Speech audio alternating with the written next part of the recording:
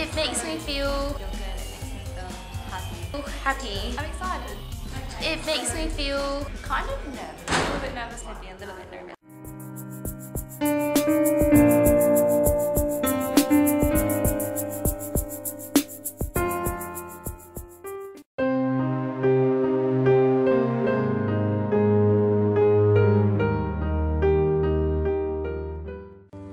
A moral compass is what guides your decision making and is based on morals or virtues.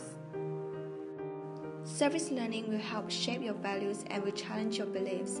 It will be an opportunity to refine and shape your own moral compass through real-life experiences, encounters, and challenges. You will possibly see things on service learning that go against your moral compass. Recognize these moments and learn from them. Do not be afraid to advocate when you feel that you should. Disability is seen through a range of lenses that you will be taught about throughout the semester, ranging from the tragedy model to the social models of disability. You will find that service learning will challenge many of your beliefs. You are likely to start noticing that inequality exists in the health status of people with intellectual disabilities, and this leads to occupational injustice.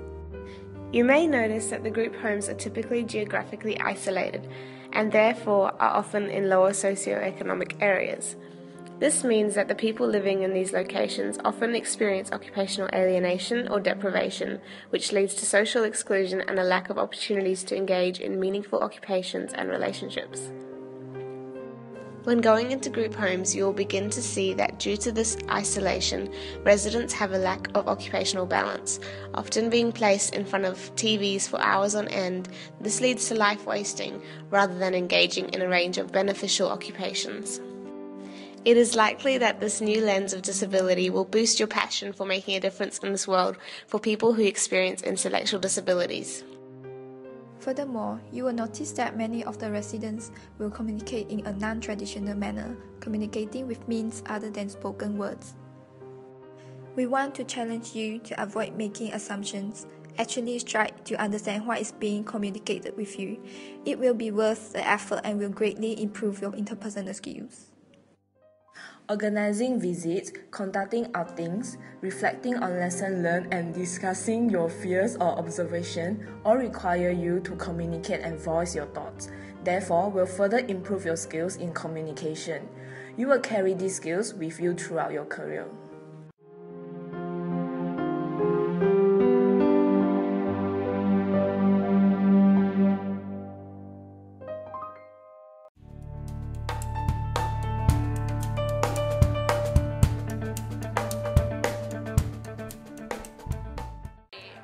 To advocate for people with learning disabilities. If you just try and are willing to stand up and advocate.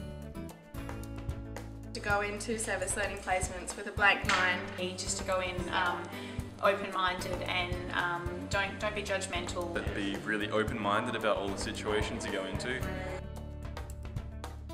To be confident and to stand up for what you believe. Don't be afraid to speak up for what you believe. I met my person and I just realised that he's just a human being and we're just there to be with him and spend time with him and do what we can to make his life a little bit better. Disability doesn't have to be a barrier to everything. There's still so many things you can do. It's all about the frame of mind of yourself and the people around you. If you have a supportive environment, if you have a supportive environment, then it really helps. Yeah, so being person-centered is fantastic. That's one thing that I've really learned. Never underestimate anyone, even though they have an intellectual disability. But if you are greeted with negativity, I would go talk to the supervisor because sometimes what you're being told isn't always right. So yeah, always talk to the supervisor and know where you stand. Don't be afraid to tell social trainers that what they're doing is wrong, but can be done better. Great. So go in there and don't be scared of no supervisors. I'd really recommend if your person that you're spending time with goes out with an organisation, I think it'd be really beneficial to see if you can go out with them. Take them bowling, take them to play mini golf, and take them for coffee. Get out there and spend as much time with them as soon as you can. I guess making sure that you are prepared is one thing that is very helpful. To really prepare myself and orientate myself to the condition. To be ready to be challenged by the experiences you will see. The main advice that I would give is that the students really think about things from the perspective of the person they're working with. So if they're challenged and stuck, they don't know what to do next, stop and think, if I was the person in the group home living here, what is it that I'd want them to do? How would I want to be treated?